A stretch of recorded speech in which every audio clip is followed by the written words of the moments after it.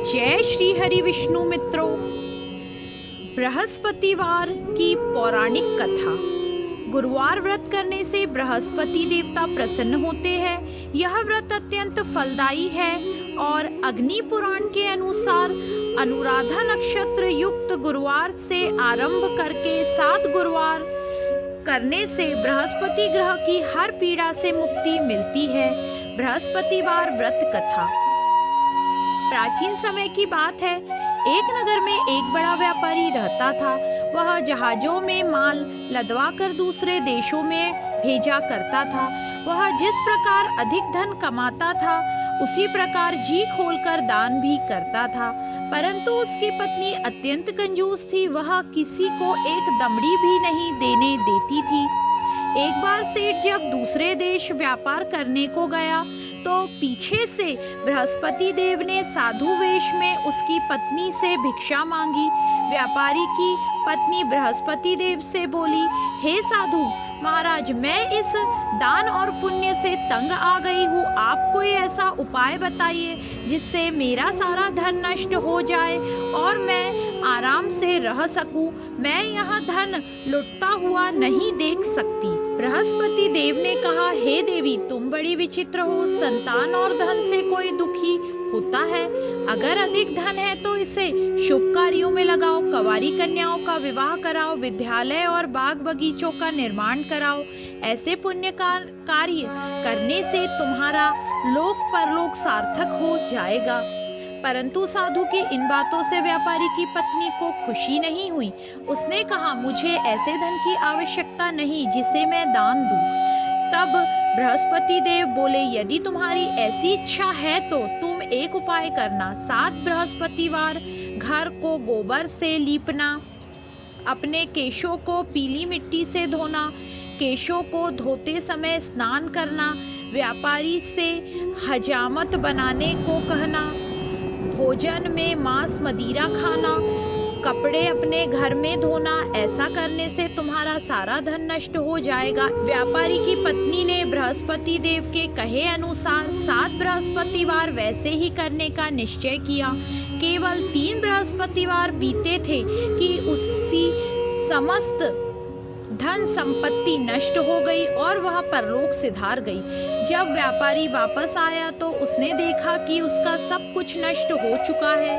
उस व्यापारी ने अपनी पुत्री को सांत्वना दी और दूसरे नगर में जाकर बस गया। वहाँ वह जंगल में लकड़ी काट कर लाता और शहर में बेचता। इस तरह अपना जीवन व्यतीत करने लगा। एक दिन उसकी पुत्री ने दही खाने की इच्छा प्रकट की, लेकिन व्यापारी के पास दही खरीदने के पैसे नहीं थे। वह अपनी पुत्री को आश्वासन देकर जंगल में लकड़ी काटने चला गया। वहाँ एक वृक्ष के नीचे बैठे अपनी पूर्व दशा पर विचार कर रोने लगा। उस दिन बृहस्पतिवार था। तभी वहाँ बृहस्पति देव साधु के रूप में सेठ के पास आए और बोले, हे मनुष्य, तू इस जंगल में किस चिंता में बैठा है? तब व्यापारी बोला, हे महाराज, आप सब कुछ जानते हैं। इतना कहकर व्यापारी अपनी कहानी सुनाकर रो पड़ा। बृहस्पति देव बोले, देखो बेटा, तुम्हारी पत्नी ने बृहस्पति देव का अपमान किया था, इसी कारण तुम्हारा यह हाल हुआ है। लेकिन अब तुम किसी प्रकार की चिंता मत करो। तुम गुरुवार के दिन बृहस्पति देव का पाठ करो। 2 पैसे के चने गुड़ को लेकर जल के लोटे में शक्कर डालकर वह अमृत और प्रसाद अपने परिवार के सदस्यों और कथा सुनने वालों में बांट दो। स्वयं भी प्रसाद और चरणामृत लो। भगवान तुम्हारा अवश्य कल्याण करेंगे। साधु की बात सुनकर व्यापारी बोला, महाराज, मुझे तो इतना भी नहीं बचता कि मैं अपनी पुत्री को दही लाकर दे सकूं। इस पर साधु जी बोले, तुम लकड़ियां शहर में बेचने जाना। तुम्हें लकड़ियों के दाम पहले से 4 गुना मिलेंगे, जिससे तुम्हारे सारे कार्य सिद्ध हो जाएंगे।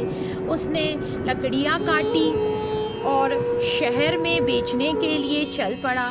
उसकी लकड़ियां अच्छे दामों में बिक गई, जिससे वह अपनी पुत्री के लिए दही लाया और गुरुवार की कथा हेतु चना गुड़ लेकर कथा की और प्रसाद बांटकर स्वयं भी खाया।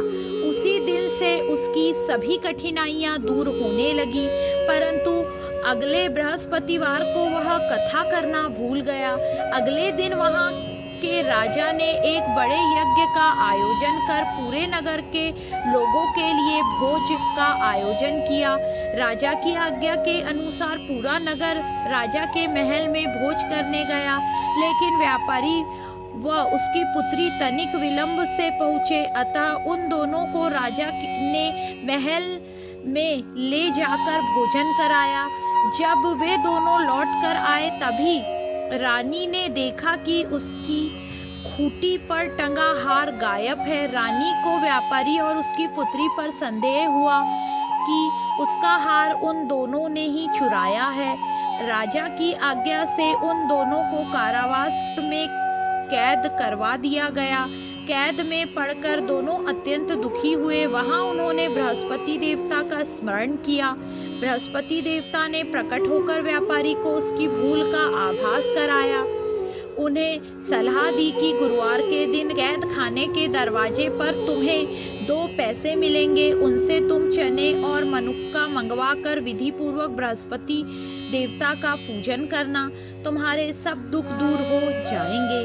बृहस्पतिवार को कैद खाने के द्वार पर उन्हें 2 पैसे मिले। बाहर सड़क पर एक स्त्री जा रही थी। व्यापारी ने उसे बुलवाकर गुड़ और चने लाने को कहा। इस पर वह स्त्री बोली, मैं अपनी बहू के लिए गहने लेने जा रही हूँ, मेरे पास समय नहीं है। इतना कहकर वह चली गई। थोड़ी देर बाद वहाँ से एक स्त्री और निकली। व्यापारी ने उसे बुलाकर कहा, हे बहन, मुझे बृहस्पतिवार की कथा करनी है, तुम मुझे 2 पैसे का गुड़ चना ला दो।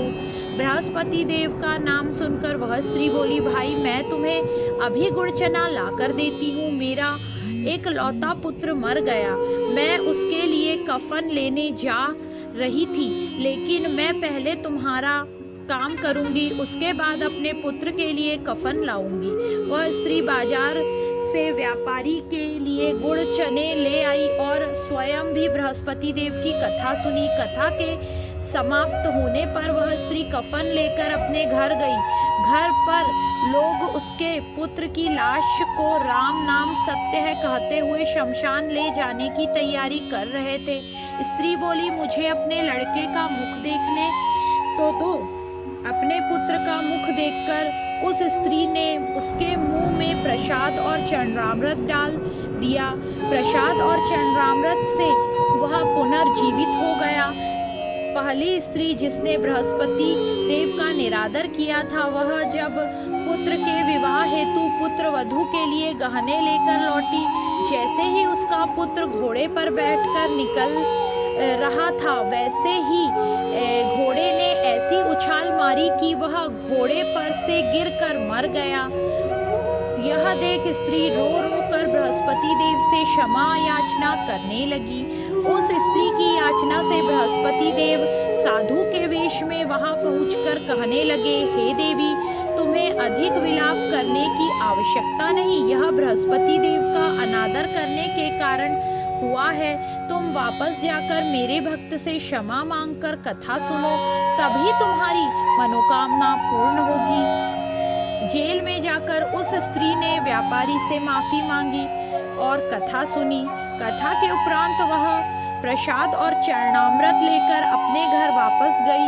घर आकर उसने चरणामृत अपने मृत पुत्र के मुख में डाला। चरणामृत के प्रभाव से उसका पुत्र भी जीवित हो उठा। उसी रात बृहस्पति देव ने राजा के सपने में बोला, हे राजन, तूने जिस व्यापारी और उसकी पुत्री को जेल में कैद कर रखा है, वह बिल्कुल निर्दोष है। तुम्हारी रानी का हार वही खूंटी पर टंगा है।